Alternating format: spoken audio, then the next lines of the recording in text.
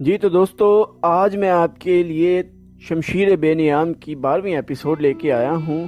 تو چلیے ٹائم ضائع کیے بغیر شروع کرتے ہیں۔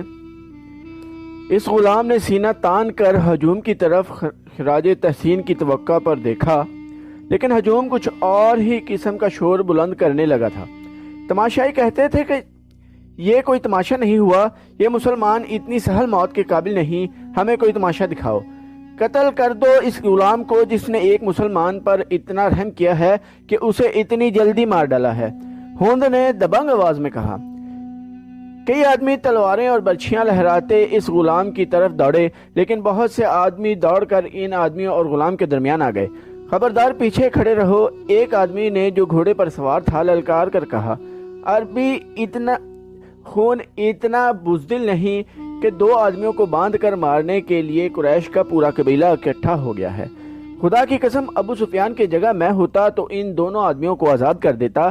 یہ ہمارا خون ہے اور یہ ہمارے مہمان ہیں، ہم ان سے میدان جنگ میں لڑیں گے۔ یہ ٹھیک کہتا ہے۔ ہجوم میں سے کئی آوازیں سنائی دیں۔ دشمن کو باندھ کر مارنا عرب کی روایات کے خلاف ہے۔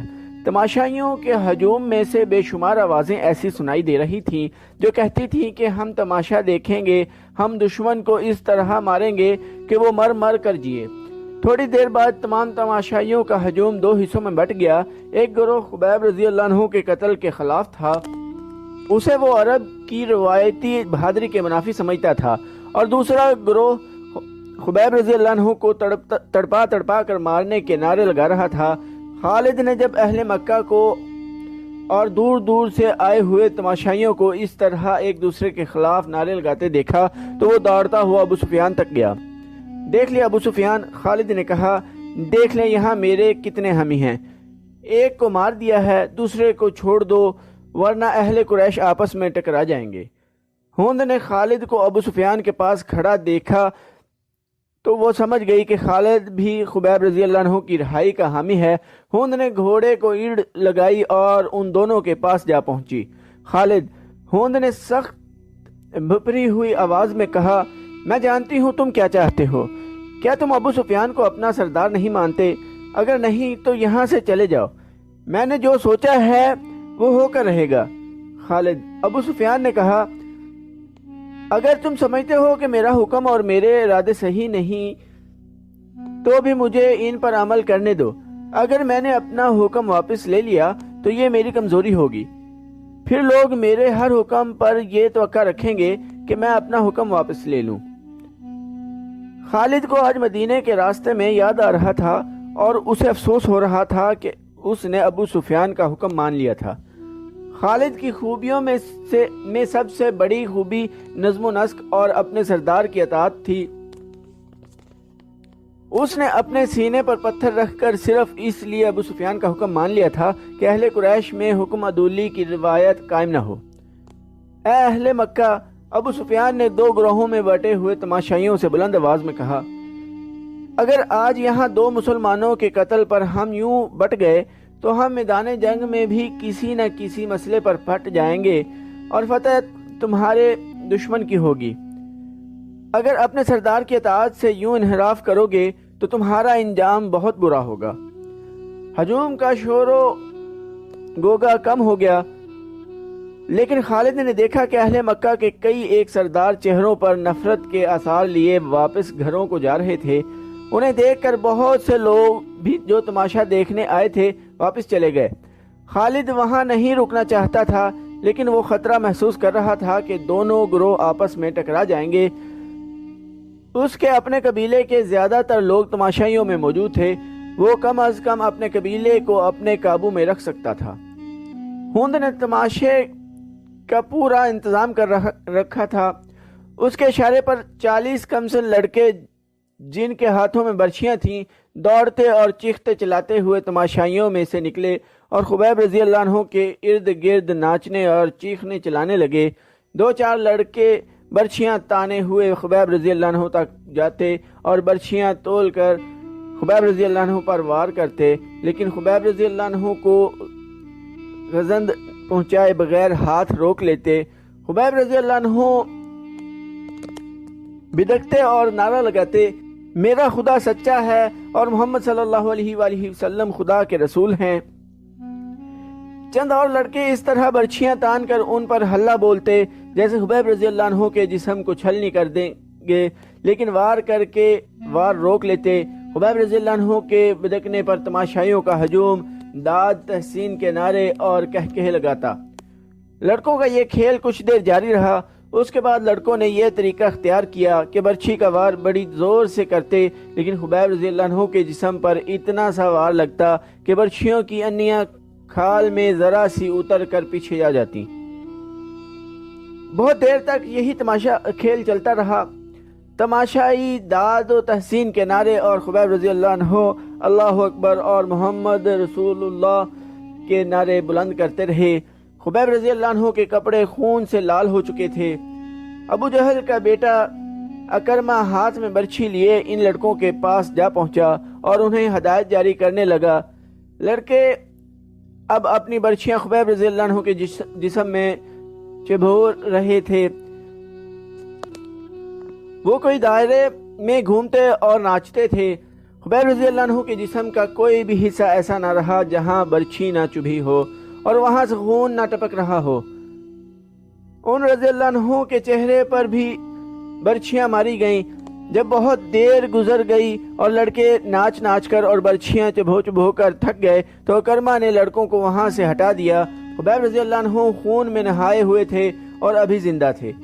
ہر طرف دیکھ رہے تھے، ان کے نعروں میں کمی نہیں آئی تھی۔ اکرمہ ان کے سامنے کھڑا ہو گیا اور برچھی تان کر خبیب رضی اللہ عنہ کے سینے میں اتنی زور سے ماری کہ فاصلہ کم ہونے کی وجہ سے برچھی خبیب رضی اللہ عنہ کے جسم سے پار ہو گئی۔ خبیب رضی اللہ عنہ شہید ہو گئے۔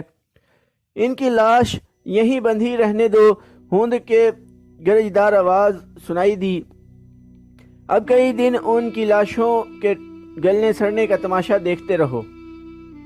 یہ واقعہ جولائی 625 عیسوی کا تھا جو خالد کو یاد آ رہا تھا۔ اس نے اپنے دل میں درد کی ٹھیس محسوس کی۔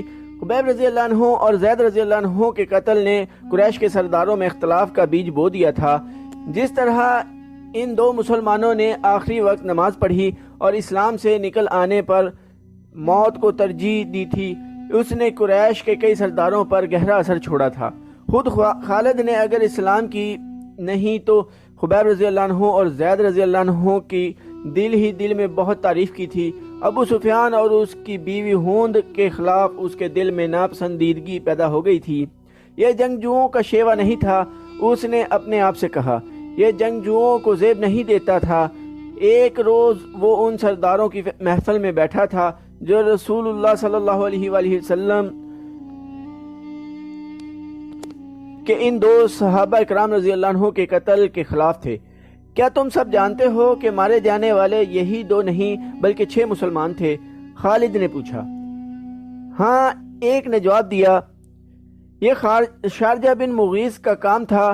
وہ ان 6 مسلمانوں کو دھوکے سے پھندے میں لایا تھا اور اس کے پیچھے مکہ کے یہودیوں کا دماغ کام کر رہا تھا۔ خالد نے کہا، اور اس میں یہودن نے 2-3 اور یہودی لڑکیاں ساتھ لے جا کر اپنے اور ان کے حسن کا جادو چلایا تھا۔ یوہاوا جادوگرنی ہے، ایک سردار نے کہا۔ وہ بھائی کو بھائی کے ہاتھوں ذبح کرا سکتی ہے۔ کیا یہ خطرہ نہیں کہ یہودی ہمیں بھی ایک دوسرے کا دشمن بنا دیں گے؟ کسی اور سردار نے کہا۔ نہیں، ایک بوڑھا سردار بولا، وہ محمد صلی اللہ علیہ وآلہ وسلم کے اتنے ہی دشمن ہیں جتنے ہم ہیں۔ یہودیوں کا مفاد اس میں ہے کہ وہ ہمارے اور مسلمانوں کے درمیان دشمنی اتنی پکی اور اتنی شدید کر دیں کہ ہم مسلمانوں کا نام و نشان مٹا دیں۔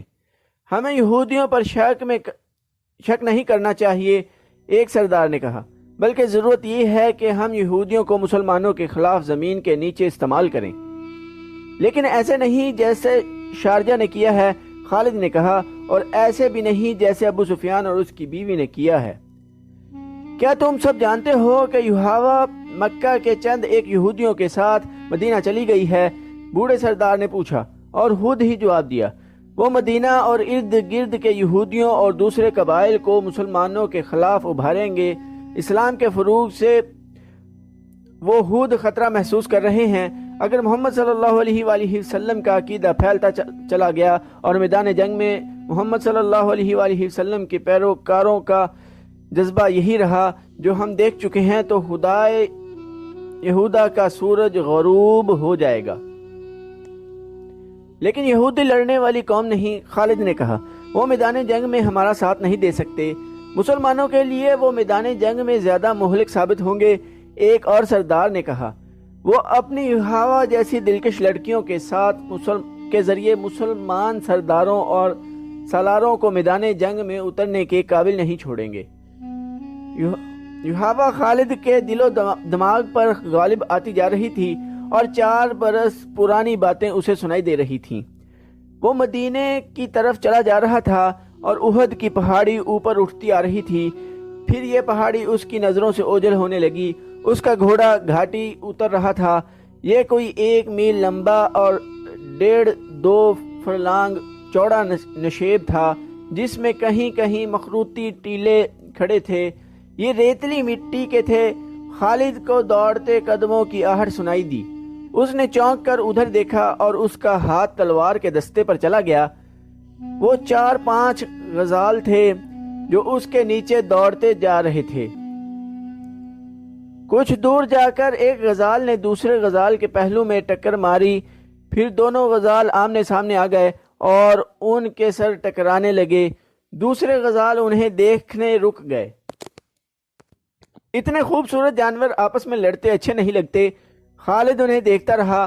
ایک تماشائی غزال نے خالد کے گھوڑے کو دیکھ لیا، اس نے گردن تانی اور کھر زمین پر مارا۔ لڑنے والے غزال جہاں تھے وہاں ساکت و جامد ہو گئے اور پھر تمام غزال ایک طرف بھاگ اٹھے اور خالد کی نظروں سے اوجھل ہو گئے۔ قریش کے سردار 2 گروہوں میں بٹ گئے تھے، ان کی آپس میں دشمنی پیدا نہیں ہوئی تھی، لیکن پیار محبت اور اتحاد والی پہلی سی بات بھی نہیں رہی تھی۔ خالد کو آج یاد آ رہا تھا کہ سب ابو سفیان کی سرداری اور سالاری کو تسلیم کرتے تھے، لیکن کھچاؤ سا پیدا ہو گیا تھا۔ جب اتحاد کی ضرورت تھی اس وقت اہل قریش نفاق کے راستے پر چل پڑے تھے۔ خالد کو یہ صورتحال سخت ناگوار گزرتی تھی۔ کیا آپ کو معلوم نہیں کہ آپس کا نفاق دشمن کو تقویت دیا کرتا ہے؟ خالد نے ایک روز ابو سفیان سے کہا تھا، کیا آپ نے کبھی سوچا ہے کہ اس نفاق کو اتفاق میں کس طرح بدلا جا سکتا ہے؟ بہت سوچا ہے خالد، ابو سفیان نے اکتائے ہوئے سے لہجے میں کہا تھا، بہت سوچا ہے۔ سب مجھے پہلے کی طرح ملتے ہیں لیکن میں محسوس کرتا ہوں کہ بعض کے دل صاف نہیں۔ کیا تم کوئی صورت پیدا کر سکتے ہو کہ دلوں سے میل نکل جائے؟ ہاں، میں نے ایک صورت سوچ رکھی ہے، خالد نے کہا۔ میں یہی تجویز آپ کے سامنے لا رہا تھا۔ جن سرداروں کے دلوں میں میل پیدا ہو گئی ہے وہ سمجھنے لگے ہیں کہ ہم اب نام کے جنگجو رہ گئے ہیں اور ہم نے مسلمانوں کا ڈر اپنے دلوں میں بٹھا لیا ہے۔ شارجہ نے 6 مسلمانوں کو دھوکہ دے کر اور ان میں سے 2 کو آپ کے ہاتھوں مروا کر ہماری شکل و صورت ہی بدل ڈالی ہے۔ اس کا علاج یہ ہے کہ ہم مدینہ پر حملہ کریں یا مسلمانوں کو کہیں للکاریں اور ثابت کر دیں کہ ہم جنگجو ہیں اور ہم مسلمانوں کو ختم کر کے دم لیں گے۔ ہمارے پاس جواز موجود ہے۔ ابو سفیان نے اچھل کر کہا تھا، میں نے احد کی لڑائی کے آخر میں محمد صلی اللہ علیہ وآلہ وسلم کو للکار کر کہا تھا کہ تم نے بدر میں ہمیں شکست دی تھی، ہم نے احد کی پہاڑی کے دامن میں انتقام لے لیا ہے۔ میں نے محمد صلی اللہ علیہ وآلہ وسلم سے یہ بھی کہا تھا کہ قریش کے سینوں میں انتقام کی آگ جلتی رہے گی، ہم اگلے سال تمہیں بدر کے میدان میں للکاریں گے۔ ہاں مجھے یاد ہے، خالد نے کہا۔ ادھر سے عمر رضی اللہ عنہ کی آواز آئی تھی، اس نے کہا تھا کہ ہمارے اللہ نے چاہا تو ہماری اگلی ملاقات بدر کے میدان میں ہی ہوگی۔ آواز وہ عمر رضی اللہ عنہ کی تھی، الفاظ محمد صلی اللہ علیہ وآلہ وسلم کے تھے۔ ابو سفیان نے کہا، محمد صلی اللہ علیہ وآلہ وسلم بہت زخمی تھے، وہ اونچی آواز میں بول نہیں سکتا تھا۔ میں محمد صلی اللہ علیہ وآلہ وسلم کو پیغام بھیجتا ہوں کہ فلاں دن بدر کے میدان میں آ جاؤ اور اپنے انجام کو پہنچو۔ دونوں نے ایک دن مقرر کر لیا اور فیصلہ کیا کہ کسی یہودی کو مدینے بھیجا جائے۔ دونوں ہی دن ابو سفیان نے قریش کے تمام سرداروں کو اپنے ہاں بلایا اور بڑے جوش و خروش سے اعلان کیا کہ وہ مسلمانوں کو بدر کے میدان میں للکار رہا ہے۔ قریش یہی خبر سننے کے منتظر تھے، انہیں اپنے عزیزوں کے خون کا انتقام لینا تھا۔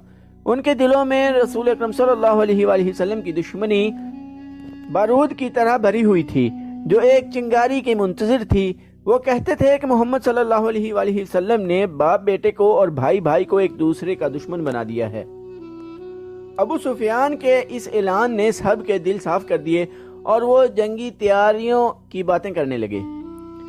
ایک دانش مند یہودی کو پیغام دیا گیا کہ وہ مدینے جا کر نبی کریم صلی اللہ علیہ وآلہ وسلم کو دے کر جواب لے آئے۔ تو دوستو آج کی ایپیسوڈ ادھر ہی ختم کرتے ہیں، اس سے نیکسٹ کی سٹوری نیکسٹ ایپیسوڈ میں انشاءاللہ سناؤں گا۔ تو چینل کو سبسکرائب کر دیں، لائک اور کمنٹ کرنا نہ بھولیے گا۔ ٹائم دینے کے لیے شکریہ۔ اللہ حافظ۔